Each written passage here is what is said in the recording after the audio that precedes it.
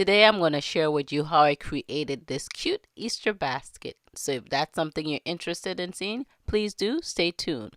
Welcome everyone. For those of you who are new to my channel, my name is Claudette with Miss Puff Creative Corner. So let's jump into today's project.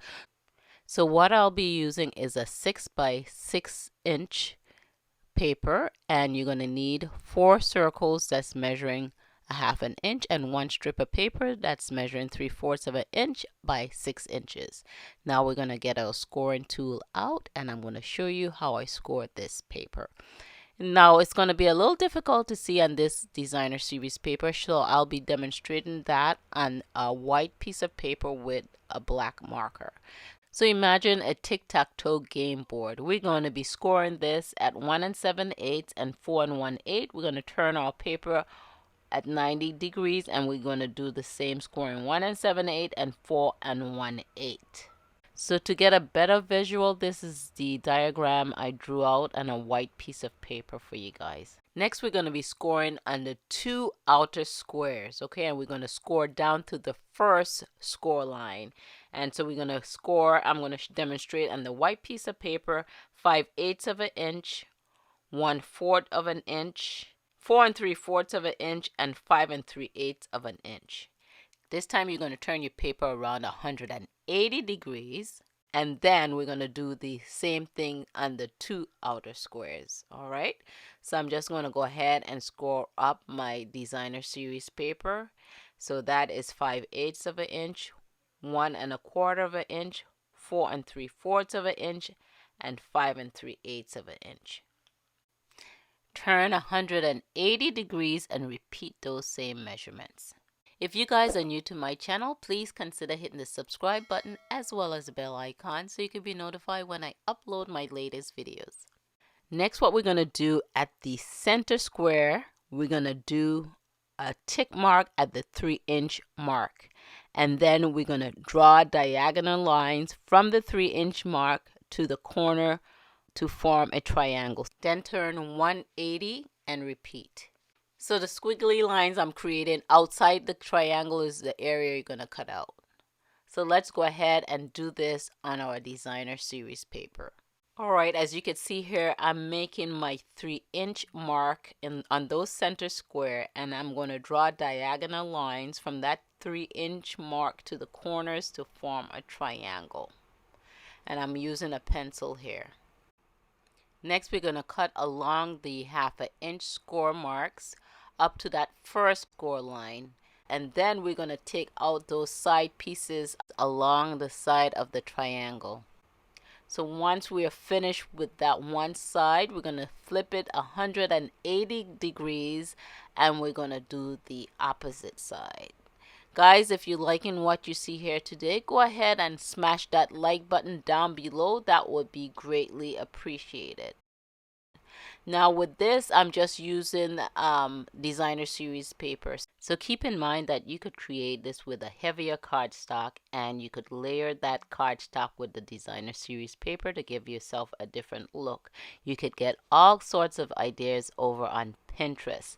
People have created these baskets, utilizing them, making them look like picnic basket or a baby carriage. So these would be excellent little treat holders for a baby shower, for instance. So now we're going to just fold along those score lines, and we're going to go ahead and put our basket together. Bringing our triangle piece forward, we're going to connect the first 2 strips together, and we're going to point them at an angle and glue the tips together. So you're going to work your way up with the strips until you reach the last 2 strips. You're going to keep those straight instead of on an angle, and then you're going to connect them all together. I decided to go ahead and ink up the edges of the baskets to give it a little bit of dimension, and so you guys could get a better visual of the basket weaving. So you could leave this part out if you choose to. Then when we finish gluing our strips together, the triangle piece is going to be the last piece we bring up to connect it to the rest of the strips. Alright, so next we're going to do the opposite side. The first 2 bottom pieces together, we're pointing those up on an angle. So I'm just going to add a little bit of multi-purpose glue and hold those down for a second. Then what we're going to do is take the next 2 strips in line and glue those tips together, and we're making that at a pointed angle. So it looks sort of like an upside down V. So when we come to the very top, we're going to glue those 2 pieces together, but we're going to glue it over in a straight line. So when your last top strip is connected, you're just going to make sure that it's all glued together right down the center. And then last but not least, we'll bring up that triangle piece and glue that down. So far so good, guys. I think it's looking cute. What do you guys think? Go ahead and leave me a comment down below. Your feedback would be greatly appreciated. Next, we're going to get the strip for a handle, and we're going to take our bone folder and add a little curve to that handle before we adhere it to the basket. Then we're going to adhere that to either side of the basket. And here I am adhering it on the outside of the basket. So you could do either or, the inside or the outside, but I prefer the outside. Then what we're going to do is take our 1/2-inch circles and glue those on either side and plus on the inside. But I'm going to go ahead and add some ink around the edges of that just to add some dimension so you could see the difference when you have that little circle there at the end, that everything just don't fade in all together. If you guys enjoy creating treat holders, you may enjoy my video where I did create this little box that holds 6 of those Easter eggs. That video is entitled DIY Easter Egg Candy Treat Box. So take a moment and go on over and check it out. That would be greatly appreciated. But don't leave quite yet. I have a giveaway announcement to the end of this video. Then you could decorate your basket however you will.